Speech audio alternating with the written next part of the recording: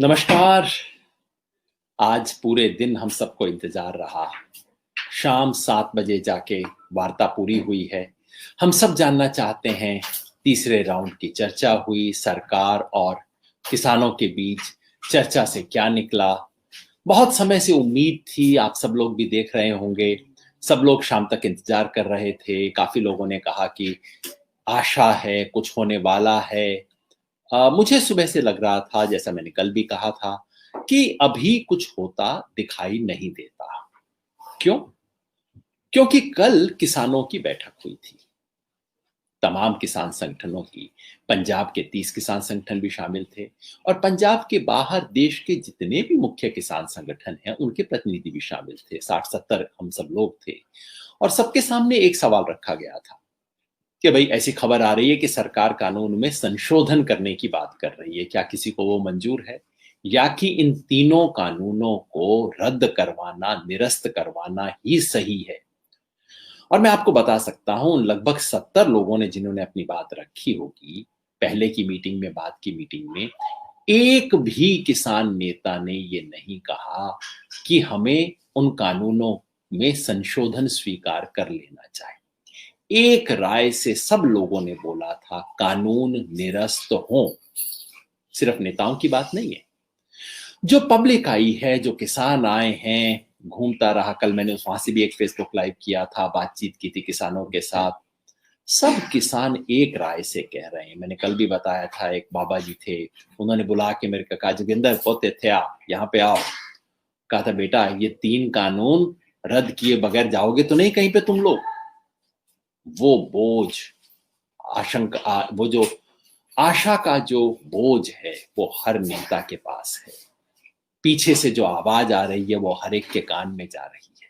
इसलिए नेताओं की तरफ से, किसान संगठनों की तरफ से बिल्कुल स्पष्ट मांग थी, नेताओं की तरफ से, पब्लिक की तरफ से। और ये कोई आज की बात नहीं है, पिछले 2 महीने से बार बार, जब से कानून आए तब से विरोध हो रहा था। लेकिन 26 सितंबर को तो हमने बाकायदा सरकार को नोटिस दे दिया था, बताया था कि भाई 26 नवंबर को हम दिल्ली आएंगे, 2 महीने का नोटिस दे दिया था और स्पष्ट कहा था कि इन कानूनों को निरस्त करवाना, रिपील करवाने के सिवा कोई और चीज नहीं चाहते हैं। लेकिन जिसे कहते हैं ना, दिल्ली ऊंचा सुनती है, तो इसलिए मैंने कहा था कि अभी दिल्ली ऊंचा सुनती है, दिल्ली के कान में लगता है मोम है, और जब तक ये रहेगा तब तक तो मामला सुलझेगा नहीं। आज सुबह से खबरें आनी हुई शुरू कि नहीं, मामला कुछ सुलझने वाला है। उच्च स्तरीय मीटिंग हो रही है। सुबह सुबह टीवी पे खबर आई कि प्रधानमंत्री मोदी जी, अमित शाह जी, राजनाथ जी और उनके साथ में पीयूष गोयल और नरेंद्र तोमर और सोम प्रकाश, सब लोगों ने मीटिंग की है और किसानों के पास कुछ प्रस्ताव लेके आने वाले हैं।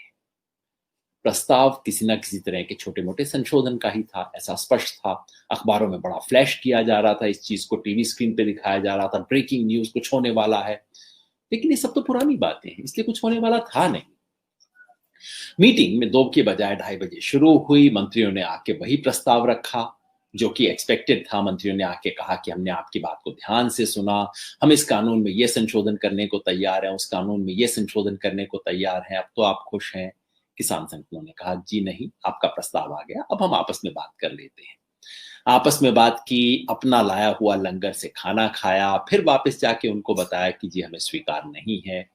फिर उसके बाद मंत्री वापस गए, फिर वापस आए, तो आना जाना ये सब चलता रहा और स्थिति बाद में यहां तक पहुंची। एक रोचक बात आपको बता सकता हूं कि हमारे साथियों ने तय किया एक स्टेज के बाद कि भाई अब बार बार क्या बोलना।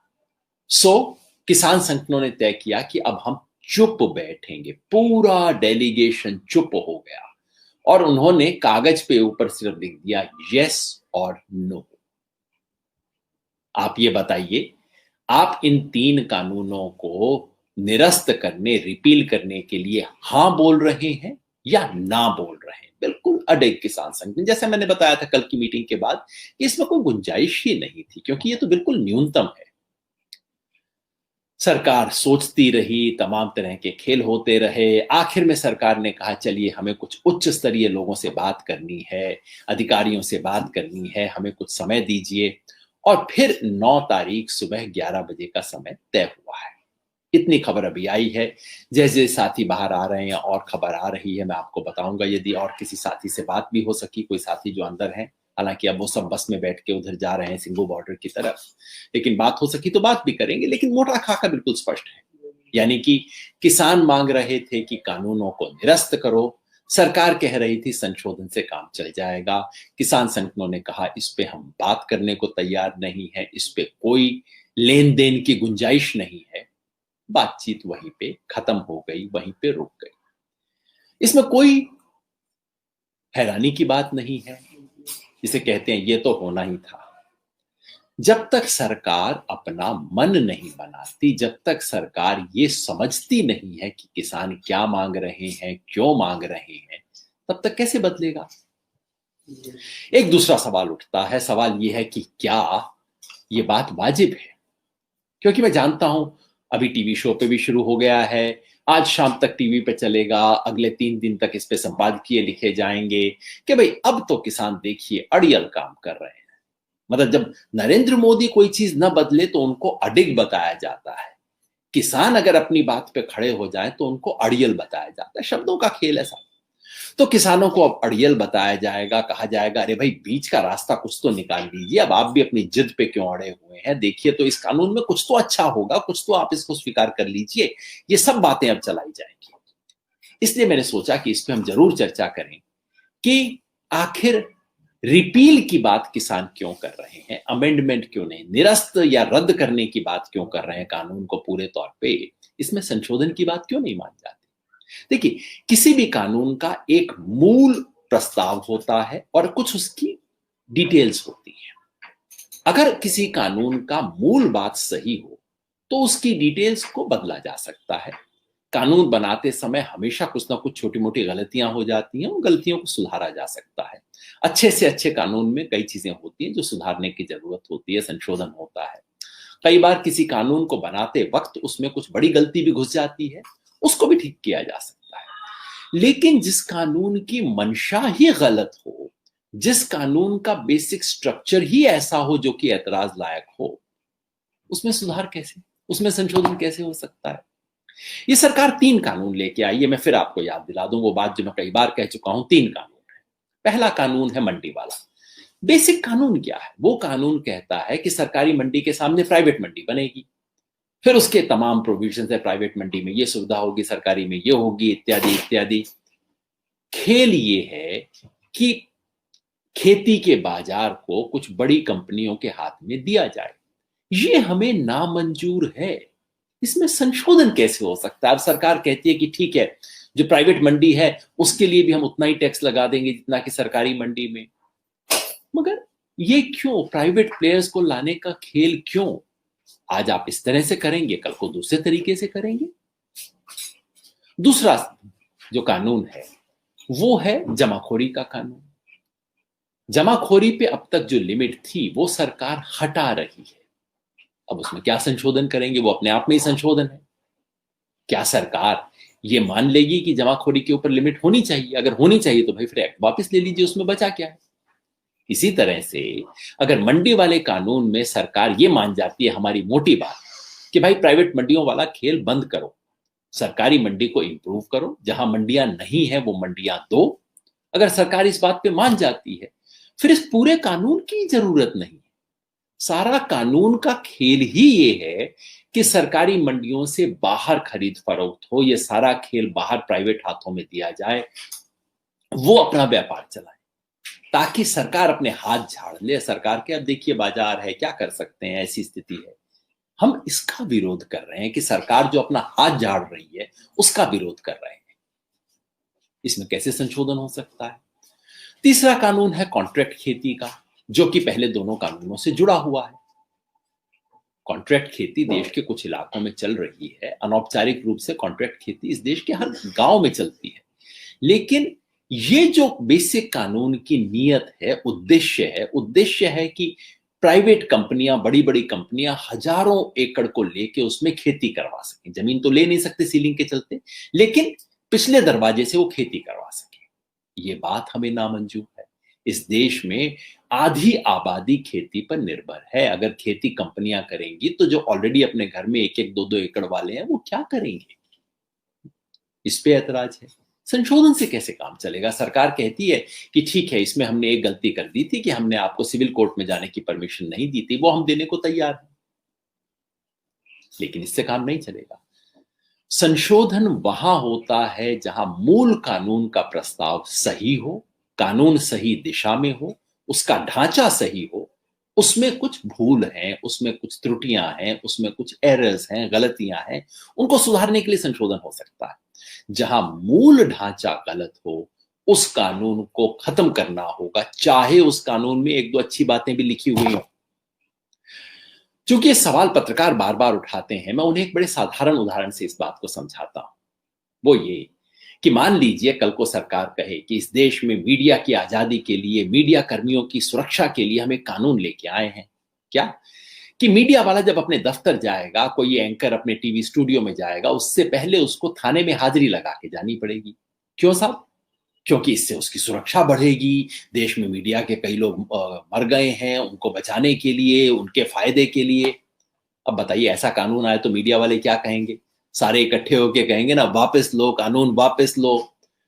फिर कोई इंजे एंकर, जैसे जिस तरह की टीवी एंकर आजकल बात कर रहे हैं, वो आएगा, वो कहेगा देखिए अब आप भी वापस लेने की बात क्यों करते हो, इसमें हम कुछ संशोधन कर देते हैं। अच्छा, ऐसा करते हैं कि बीच का रास्ता निकाल लेते हैं कि आप मंडे, वेंसडे, फ्राइडे 3 दिन आप ऐसा करना, थाने में चले जाना, बाकी 4 दिन की आपको छुट्टी दे दी। बताइए, 7 में से सिर्फ 3 दिन का बच गया। अब तो आप मान लीजिए। मान लेंगे क्या पत्रकार इसको? राजीव गांधी के जमाने में कांग्रेस ऐसा ही एक कानून लेके आई थी। एग्जैक्टली ये नहीं था, दूसरा, प्रेस की फ्रीडम को बंद करने के लिए सारे जर्नलिस्ट सड़क पे खड़े हो गए थे कि इस कानून के ड्राफ्ट को एकदम वापस लो। और बिल्कुल ठीक किया था उन्होंने। जिस कानून का मूल भाव गलत हो, उस कानून को वापस करवाना ही अनिवार्य है। और इसलिए किसान संगठन अडिग है। तो फिर आपको याद दिला दूं, किसान संगठन क्या मांग रहे हैं। अगर सरकार के कान में अभी भी मोम है, अभी भी समझ नहीं आ रहा, तो फिर मैं बता दूं। किसान संगठन कह रहे हैं कि ये जो 3 कानून, जिसको सरकार सौगात बोल रही है, गिफ्ट बोल रही है, कंपनी की तरफ से फोन आया करता है ना कई बार कि साहब कंपनी आपके लिए ऑफर लेके आई है। हम आमतौर पे कहते हैं नहीं जी, ऑफर नहीं चाहिए, आपको छोड़ दीजिए। फिर 10 मिनट बाद फिर फोन आ जाता है, जी कंपनी का ऑफर है जी। तो हम कहते हैं नहीं, दोबारा फोन मत करो जी, प्लीज, ज्यादा तंग मत किया करो आप। भाई, अगर मुझे आप गिफ्ट दे रहे हो तो मुझे इतना तो अधिकार है कहने का कि जी मुझे गिफ्ट नहीं चाहिए। नहीं नहीं नहीं, आप कुछ तो ले ही लो, नहीं आप आधा तो ले ही लो, नहीं मैंने उसमें संशोधन कर दिया। अरे भाई, मेरे लिए गिफ्ट है ना, मुझे तो हक होना चाहिए कहने का कि नहीं। सरकार कहती है कि नहीं, ये तो सिर्फ पंजाब के किसान विरोध कर रहे हैं। आज से 10 दिन पहले कहते थे, अब क्या कहते हैं? पंजाब के विरोध कर रहे हैं, हरियाणा के विरोध कर रहे हैं, पश्चिमी उत्तर प्रदेश के विरोध कर रहे हैं। देखिए ना, बाकी किसान तो यहां है ही नहीं। भाई, वो इसलिए नहीं है कि आपने ट्रेन नहीं चला रखी। किसान एसी के अंदर गाड़ी में नहीं आ सकता, किसान हवाई जहाज लेके नहीं आ सकता। आप खोल दीजिए ट्रेन और आपको पता लग जाएगा आज पूरे देश में कितने लोग आएंगे। तो किसान कह रहे हैं कि ये 3 वापस किए जाएं। और पॉजिटिव बात कह रहे हैं, क्योंकि लोग कहते हैं ना साहब सिर्फ नेगेटिव बातें क्यों कहते हैं। अरे भाई, हम पॉजिटिव बात कह रहे हैं। हम कह रहे हैं कि आप एमएसपी को कानूनी दर्जा बनाने का कानून बनाइए। ये वही मांग है जो कि नरेंद्र मोदी ने 2011 में गुजरात के मुख्यमंत्री के रूप में उठाई थी। हम कह रहे हैं आप उसको कानूनी दर्जा दीजिए। उसमें भी सरकार खेल कर रही है। सरकार कह रही है कि अच्छा ठीक है, हम आपको लिख के दे देते हैं कि एमएसपी जहां आज जितनी है वैसी ही रहेगी। मतलब कि देश के 80% इलाकों में विशुद्ध कागज पे एमएसपी है, उसको कोई लागू नहीं करता। मतलब सरकार क्या कह रही है कि बाकी 80% इलाकों में जैसी कागज पे है वैसी कागज पे ही रहेगी, हम आगे नहीं जाएंगे। कैसे स्वीकार कर ले? किसान आंदोलन कह रहा है, बहुत सालों से हम कह रहे हैं कि हमें दान नहीं चाहिए, हमें दाम चाहिए। हमें न्यूनतम समर्थन मूल्य जो आप घोषित करते हो, अच्छा बुरा कम ज्यादा जो आप घोषित करते हो, न्यूनतम कहते हो ना, आप कहते हो कि न्यूनतम समर्थन मूल्य है। यदि ऐसा है तो आप कृपया हमें अधिकार दीजिए कि हमें कम से कम वो न्यूनतम तो मिले। ये न्यूनतम समर्थन मूल्य एमएसपी का मतलब है कि किसान को जिंदा रहने के लिए इतना तो कम से कम चाहिए। क्या सरकार की जिम्मेवारी नहीं बनती कि इतना कम से कम दे किसान को? तो किसान कह रहे हैं 3 बिल को खारिज करो और न्यूनतम समर्थन मूल्य की गारंटी दो, कानूनी गारंटी दो। मतलब ये नहीं है कि आप सारी फसलें खरीद लो कई बार लोग इसका मजाक बनाते हैं, जी कमाल है, ऐसे थोड़ी हो सकता है कि सरकार आलू टमाटर खरीदना शुरू कर दे, सरकार सारी की सारी दालें खरीद ले, सरकार क्या करेगी। नहीं, हम ऐसी बात नहीं कह रहे।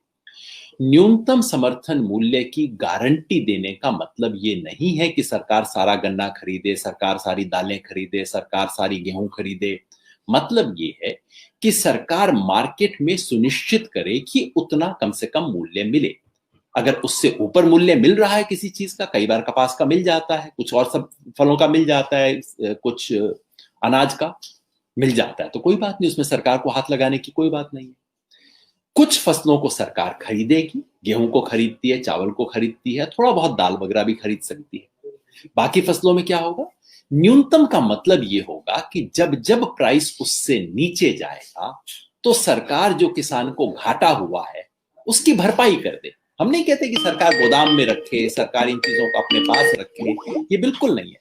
हम तो सिर्फ कह रहे हैं कि सरकार इसकी भरपाई कर दे किसान की। और भरपाई नहीं होती जहां पे, एक तीसरा तरीका भी है कि सरकार मार्केट में इंटरवीन करे। मार्केट में इंटरवीन करने का मतलब क्या होगा कि जहां जहां कभी लगता है कि किसी कमोडिटी का प्राइस अचानक न्यूनतम समर्थन मूल्य से नीचे गिर रहा है, तो सरकार को तुरंत मार्केट में जाके कुछ खरीदना शुरू कर देना चाहिए। जैसे ही खरीद होगी अपने आप प्राइस ऊपर बढ़ जाएगा, फिर सरकार पीछे हट जाए। स्टैंडर्ड मैकेनिज्म है। तो फिर आपको याद दिला दूं, एमएसपी पे हम ये नहीं कह रहे कि 23 फसलें पूरी की पूरी सरकार खरीद ले।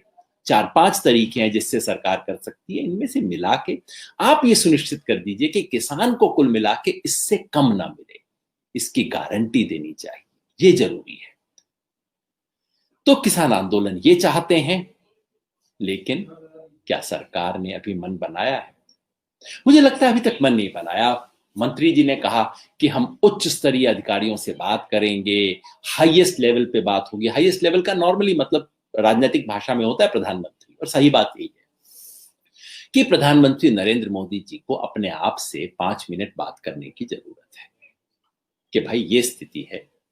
आप एक क्षण के लिए मान लीजिए कि उन्होंने किसान का फायदा सोच के सब कानून बनाए थे, मान लीजिए ऐसी भी स्थिति है, तो कम से कम आज इस स्थिति में हम आ गए हैं कि अब तक तो उन्हें पता लग गया ना कि कोई किसान इसके पक्ष में नहीं है।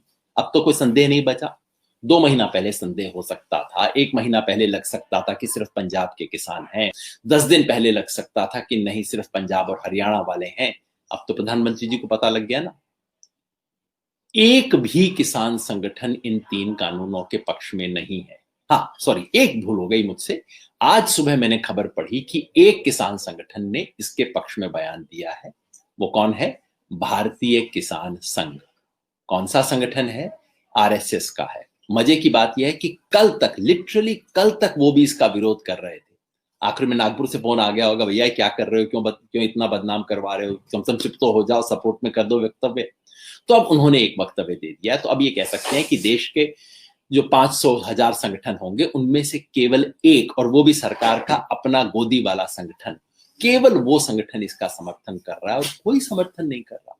तो अब तक तो प्रधानमंत्री को समझ आ गया होगा ना कि ये मामला नहीं है। किसान नहीं चाहते, चलिए उन्होंने अच्छी सोच के गिफ्ट दी होगी, किसान ये गिफ्ट नहीं चाहते। अब तक प्रधानमंत्री को भी पता लग गया होगा। अब क्या करना है? अब उन्हें मन बनाना है। एक रास्ता है अहंकार का कि भाई गलत है, कुछ भी है, किसान नाराज हैं, भूल भी हो गई है, लेकिन अब पीछे नहीं हटूंगा, पीछे हटा तो मेरी इज्जत का क्या होगा। ये लोकतंत्र का रास्ता है, ये तो इंदिरा गांधी वाला रास्ता है। इंदिरा गांधी भी ऐसे ही किया करती थी, इमरजेंसी वगैरह के अंदर यही सब किया था। दूसरा रास्ता लोकतंत्र का रास्ता है कि मैंने सोचा था कि ये चीज स्वीकार्य होगी, पर अब जनता ने बता दिया है कि नहीं, मैं सर झुकाऊं जनता के सामने। जनता के सामने सर झुकाने से कोई नेता छोटा नहीं होता, बड़ा होता है। लेकिन कई बार पता है क्या हो जाता है नेताओं के साथ? वो कहानी है वो 99 प्याज और 100 जूते वाली। किसी आदमी को सजा मिल गई, गांव में जैसे सजा दे दी जाती है कि भाई या तो तू 100 प्याज खा या 100 जूते खा। तो उसने कहा कि नहीं मैं 100 प्याज खा लूंगा। 99 प्याज खाते खाते थक गया बेचारा, कहा कि नहीं और प्याज नहीं खा सकता, तो फिर उसको 100 जूते और पड़े। कई बार ऐसा ही होता है कि दोनों में से स्पष्ट न चुनने से आपकी दोनों तरफ से जाते हैं। यही बात मनमोहन सिंह की सरकार के साथ हुई थी अन्ना आंदोलन के दौरान। पहले उसको बदनाम करने की कोशिश की, पुलिस लगाई, सब किया, बाद में पूरा साक्षात दंडवत भी करना पड़ा, इधर से भी गए उधर से भी गए। इस सरकार के साथ भी ये हो सकता है। सब कर लिया, किसान को बदनाम कर लिया, कहा किसान नहीं है बिचौलिया है, फिर ये कह दिया कि साहब ये तो सिर्फ पार्टियों का है, कांग्रेस का है, कांग्रेस की औकात ही नहीं है कि इतना बड़ा आंदोलन करवा सके। फिर और बात नहीं बनी तो खालिस्तानी डिक्लेयर कर दिया। हरियाणा के कृषि मंत्री तक ने कहा विदेशी हाथ है, चीन, पाकिस्तान, ये मनोज तिवारी इनके हैं, उन्होंने कह दिया टुकड़े टुकड़े गैंग इसमें शामिल है। बीजेपी के उत्तर प्रदेश के प्रवक्ता हैं, उन्होंने दंगाइयों से इसको जोड़ दिया। सब कुछ कर लिया, आपने शब्दों के तीर चला लिए, आपने पानी की बौछार चला ली, आपने आंसू गैस के गोले चला लिए, आपने सड़क काट ली, सब कुछ तो कर लिया, नहीं चला। अब दूसरा रास्ता, दूसरे रास्ते में झुकेंगे तो वही है 99 प्याज और उसके बाद 100 जूते, कहीं ये स्थिति ना आ जाए। चिंता मुझे सरकार की नहीं है, चिंता मुझे उन किसानों की है। एक बात बता दूं, अगर सरकार सोच रही है कि थका लेगी तो ये नहीं चलेगा। ये जो सरकार की स्टैंडर्ड तिकड़म है ना कि इनको तोड़ने की, बहकाने की, भरमाने की, थकाने की, ये सब कोशिश कामयाब नहीं होगी। आप एक बार आ जाइए इस संडे को, जो कम से कम लोग दिल्ली के नजदीक है, मैं आप सबको न्योता दूंगा कि आप एक बार आ जाइए, यहाँ आके देखिए किसानों का क्या जज्बा है, किस तरीके से वो कर रहे हैं, तो थकेंगे तो नहीं। बात तो सरकार को माननी पड़ेगी और मैं बिल्कुल स्पष्ट आपके सामने कह रहा हूं, आप देखिए, देखते जाइए होगा क्या। सरकार को ये बात स्वीकार करनी पड़ेगी, लेकिन जैसे जैसे वक्त बीतता जाएगा ये 3 कानून तो वापस लेंगे ही, और भी कई चीजें माननी पड़ जाएगी, क्योंकि किसान को एक बात समझ आ गई है कि भाई अगर, और मेरे को कई किसानों ने खुद कहा, मेरे मन की बात नहीं है, उन्होंने कहा भाई साहब अगर इस बार किसान हार गया ना तो अगले 20, 25, 30 साल इस देश में कोई किसान आंदोलन नहीं होगा, किसी किसान आंदोलन में कोई खड़ा नहीं होगा। प्रधानमंत्री के लिए हो ना हो, किसान के लिए अब अपनी इज्जत, अपने भविष्य, अपने अस्तित्व, अपनी आइडेंटिटी का सवाल बन गया है। 32 साल के बाद ऐसा बड़ा आंदोलन खड़ा हुआ है, यह आंदोलन जीतेगा। कहने को 9 तारीख को अगला राउंड चर्चा का है, 9 तारीख को सुबह 11 बजे। तब तक अगर सरकार मान लेती है, अच्छी बात है, समझदारी की बात है। जितना जल्दी ये सरकार अपने कदम पीछे हटाएगी, किसान भी इतनी तकलीफ से बचेंगे, सरकार की भी कुछ इज्जत बची जाएगी, जल्दी से मान लेती है। जितना लंबा खींचेगी वही होगा जो मनमोहन सिंह सरकार के साथ अन्ना आंदोलन में हुआ था, कि सरकार का इकबाल भी जाएगा और सरकार के नैतिक आधार भी जाएगा। दोनों का खतरा है। किसान जीतेगा इस लड़ाई को, पक्का जीतेगा। और इसलिए हमने तय किया है कि हम तो कम से कम अपनी चीज आगे बढ़ाते जाएंगे। 8 तारीख को भारत बंद का ऐलान है। आज देश भर में मोदी सरकार और अडानी अंबानी जैसे कॉरपोरेट इन सब के पुतले भी जलाए गए हैं। 8 तारीख को देश भर में आह्वान है भारत बंद का। आंदोलन आगे बढ़ता जाएगा। जैसे जैसे समय बीत रहा है आंदोलन और मजबूत हो रहा है। आप भी अपने तरीके से इसका समर्थन कीजिएगा। थोड़ा बहुत जो तकलीफ हुई उसके लिए माफी चाहता हूँ। आप भी सोच लीजिएगा कि किसान को हम जोड़ सकते हैं। अगर हमारे साथ कविता जी, तो मैं चाहूंगा हमारे साथ कविता कुरुगंती जी हैं। स्वागत है कविता बहन आपका। आप मेरी आवाज सुन पा रही हैं? हाँ Yogendra ji, I can hear you जी। बस आई कैन हियर यू। जाने से पहले अगर आप सबको सिर्फ बता सकें, हम फेसबुक लाइव पे हैं, बहुत लोग हमें देख रहे हैं, आप इस बातचीत के अंदर, और जैसा मैंने कहा मेरे को बहुत गर्व है कि इस बार एक महिला ने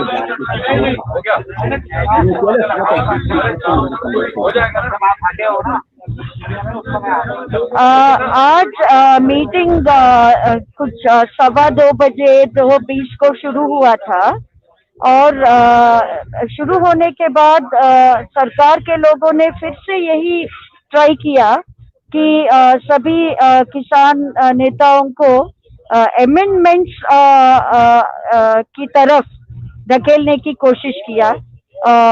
लेट्स डिस्कस पॉइंट वाइज वाली बात, कहाँ सुधार चाहते हैं वाली बात, बार बार किसान नेता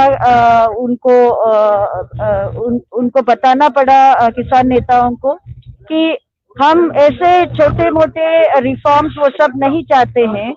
जब एक अल्टरनेट जी के खिलाफ हाँ आप कविता जी, आप अपनी बात करते रहिए। हाँ आपको सुनाई दे रहा है? Continue. Okay, so the farmer leaders started saying हमको ये कानून मंजूर ही नहीं है, इसको रिपील करना चाहिए। और एक समय पे उनको बहुत पॉइंटेडली पूछना पड़ा कि आप रिपील करोगे कि नहीं करोगे, यस और नो बताओ। जब सरकार ने वो करने से भी इनकार कर दिया, सभी लोगों ने एक मौन सत्याग्रह किया। सरकार ने जो फाइल्स हम सबको दिया, उसी फाइल्स के पीछे अलग अलग भाषाओं में यस और नो वाला क्वेश्चन पूछ के प्लकार्ड जैसा उसी को बना के विज्ञान भवन में आंदोलन को एक प्रोटेस्ट वाला रूप अंदर देना पड़ा। उसके बाद सरकार ने कहा कि 9 तारीख को वो एक कॉन्क्रीट प्रपोजल देंगे, और सरकार ने आज के दिन इस आंदोलन का प्रशंसा भी किया कि ये बहुत पीसफुल और अराजनैतिक आंदोलन चल रहा है किसानों का। जिस सरकार ने अभी तक बार बार ये निंदा डाली कि आप लोग कांग्रेस स्पॉन्सर्ड किसान हो, आप कमीशन एजेंट स्पॉन्सर्ड किसान हो, आप आंदोलन के लिए नहीं आए हो, उसी सरकार ने आज प्रशंसा की सभी किसानों की, जो अभी तक अलग अलग बॉर्डर्स पे डटे रहे। बहुत बढ़िया कविता जी, जिसे कहते हैं हिंदी में देर आयत दुरुस्त आयत। कम से कम ये तो हुआ कि सरकार ने कम से कम मीटिंग हॉल के अंदर तो ये कहना बंद किया। मीटिंग हॉल के बाहर क्या कहते हैं वो बाद में देखेंगे। मैं एक बार फिर आपको धन्यवाद देना चाहता हूँ। भारत के किसानों की बात मीटिंग में जाके एक महिला कहे, एक महिला किसान कहे, आप किसान संगठन से alliance for sustainable and holistic agriculture, साथ में मकाम जो महिला किसान का संगठन, उसकी प्रतिनिधि है कविता जी। और सारी बात और आपने प्रमुख बात मीटिंग के अंदर रखी थी, तो केवल चुपचाप से बैठी नहीं थी मोम की गुड़िया की तरह, आपने लीड किया था। इससे मेरा माथा ऊपर होता है और हमें लगता है कि हाँ ये बात है किसान की। आपने ऐसा किया, बहुत बहुत धन्यवाद। 9 तारीख तक धन्यवाद करेंगे, लेकिन उससे पहले भारत बंद करेंगे, संघर्ष जारी रहेगा और इस बार जीत कर ही उठेंगे। ठीक बात बोली ना मैंने? हाँ बिल्कुल, लड़ेंगे जीतेंगे। लड़ेंगे जीतेंगे, बस इसी संकल्प के साथ आज की बातचीत को खत्म करते हैं। बहुत बहुत धन्यवाद कविता जी, रोज आपके पास ये रिपोर्ट हम लाते हैं। शुक्रिया। Thank you.